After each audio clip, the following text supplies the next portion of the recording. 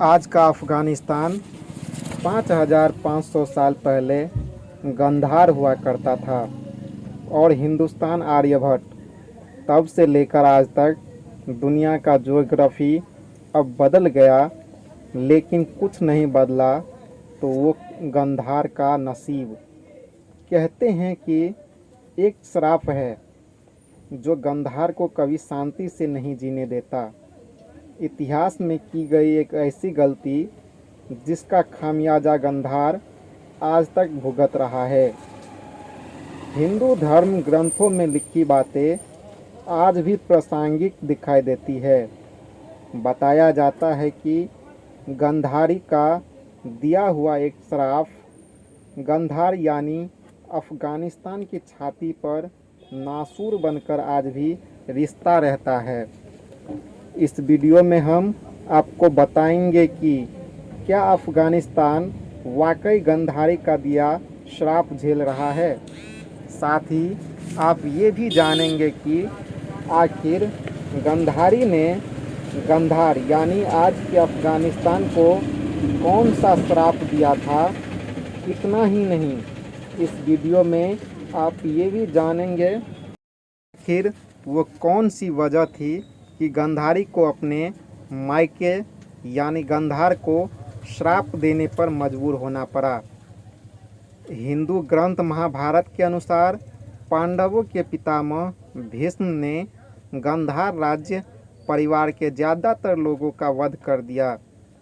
कहा जाता है कि तब से लेकर आज तक मौजूदा अफ़गानिस्तान और तब की गंधार तक ने कभी चैन से सांस नहीं ली।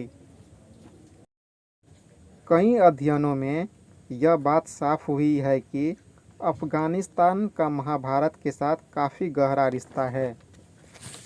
अफ़गानिस्तान की पेशावर घाटी और काबुल नदी घाटी तक महाभारत का इतिहास फैला हुआ है। नवंबर 2013 में एशिया और अफ्रीका के तरफ से हुई एक स्टडी में यह बात साबित हुई थी कि अफ़गानिस्तान का हज़ारों साल पहले महाभारत से खास रिश्ता है। विशेषज्ञ यह बताते हैं कि गंधार साम्राज्य आज भी अफ़गानिस्तान में है और इसे अब गंधार के नाम से जाना जाता है। आज गंधार का एक बड़ा हिस्सा उत्तरी पाकिस्तान और कुछ हिस्सा पूर्वी अफ़गानिस्तान में है। गंधार साम्राज्य पुथोहार, पेशावर घाटी और काबुल नदी घाटी तक फैला था। गंधार शब्द का जिक्र ऋग्वेद, उत्तर रामायण और महाभारत में मिलता है। महाभारत की घटना ही वो कारण था जिसे गंधार को शापित करने का सबब माना जाता है। इसकी पूरी कहानी आपको तफसील से बता देते हैं। आगे बढ़ने से पहले आप ये तो जान ही गए होंगे कि इस वीडियो कंटेंट की पहली, दूसरी और तीसरी हाइलाइट का जवाब भी आपको मिलने वाला है। महर्षि वेद व्यास के लिए ग्रंथ के मुताबिक करीब 5500 साल पहले राजा सुबल गंधार पर राज करते थे। उनकी एक बेटी भी थी जिसका नाम था गंधारी। जिस दौर का जिक्र महाभारत में मिलता है उस दौर में आर्यवर्त की सीमाएं गंधार से लगा करती थी। तत्कालीन हस्तिनापुर और आज की दिल्ली, मेरठ, मथुरा, बुलंदशहर, आगरा और आसपास के इलाके हस्तिनापुर साम्राज्य का हिस्सा हुआ करते थे। इसी हस्तिनापुर के राजकुमार थे धृतराष्ट्र, जिनके साथ गंधार की राजकुमारी गंधारी का विवाह हुआ था। धृतराष्ट्र जन्म से अंधे थे, लिहाजा गंधारी ने शादी के बाद अपनी आंख पर भी पट्टी बांध ली और पतिव्रत धर्म के अनुसार अपने पति के समकक्ष होकर हस्तिनापुर चली आई। गंधारी का एक शकुनी नाम का भाई था। जब गंधारी के पिता सुबल की मृत्यु हुई तो गंधार का सारा राजपाट शकुनी के हाथ में आ गया। अब क्योंकि भीष्म ने राजा सुबल के पूरे परिवार को नष्ट कर दिया था तो उसका बदला लेने के लिए शकुनी ने एक साजिश रची। साजिश थी कौरवों और पांडवों को आपस में लड़वाकर पूरे हस्तिनापुर को नाश करने की। वो अपने बहन मांत बेहनोई का पक्षकार बनकर अपने बहन के ससुराल यानी हस्तिनापुर आ गए और कौरवों और पांडवों में फूट डाल दी। बाद में इसी फूट का नतीजा महाभारत के संग्राम के रूप में सामने आया, जिसमें गांधारी के 100 पुत्र पांडवों के हाथों मारे गए। अपने 100 पुत्रों के खोने के बाद गांधारी ने क्रोध के आग में जलते हुए शकुनी को ये श्राप दिया था कि मेरे 100 पुत्रों को मरवाने वाले गांधार नरेश, तुम्हारे राज्य में कभी शांति नहीं रहेगी। गांधारी का श्राप फलीभूत हुआ और डिस्ट्रप्टिव सोच वाले शकुनी के बेटे के राज्य में भी गांधार की प्रजा सुखी नहीं रहे। ऐसा माना जाता है कि पांडवों के हाथों पराजय के बाद कौरवों के सैकड़ों वंशज अफगानिस्तान में आकर बस गए थे। यहाँ उन्होंने शकुनी के प्रांत गांधार में शरण ली थी। यहाँ से वो धीरे धीरे इराक और सऊदी अरब में बस गए थे। महाभारत काल की समाप्ति के बाद यहाँ धीरे धीरे बौद्ध धर्म के प्रचार प्रसार होने लगा।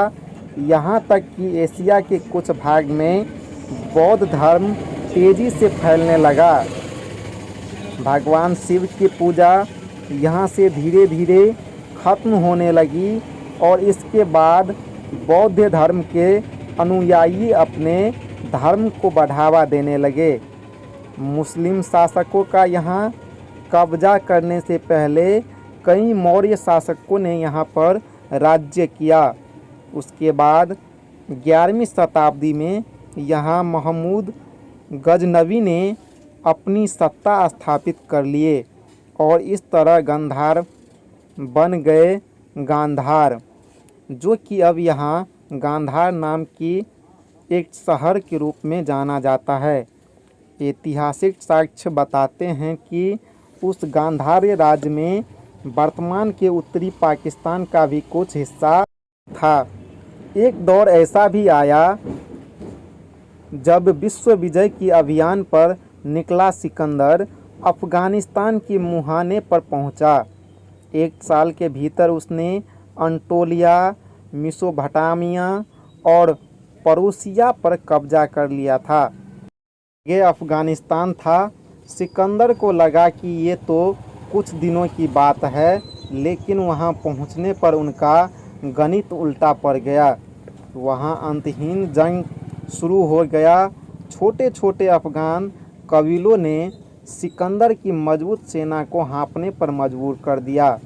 होते होते 3 वर्ष बीत गए।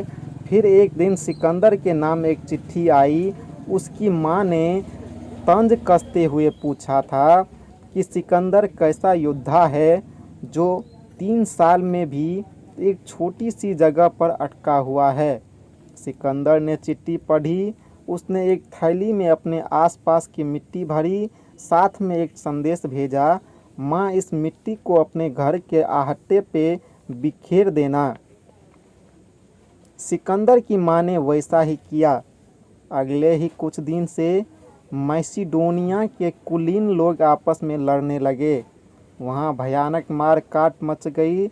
उसी समय से एक कुख्यात लोकोक्ति चली आ रही है, अफ़गानिस्तान इस द ग्रेवयार्ड ऑफ एम्पायर्स, यानी अफ़गानिस्तान साम्राज्यों की कब्रगाह है।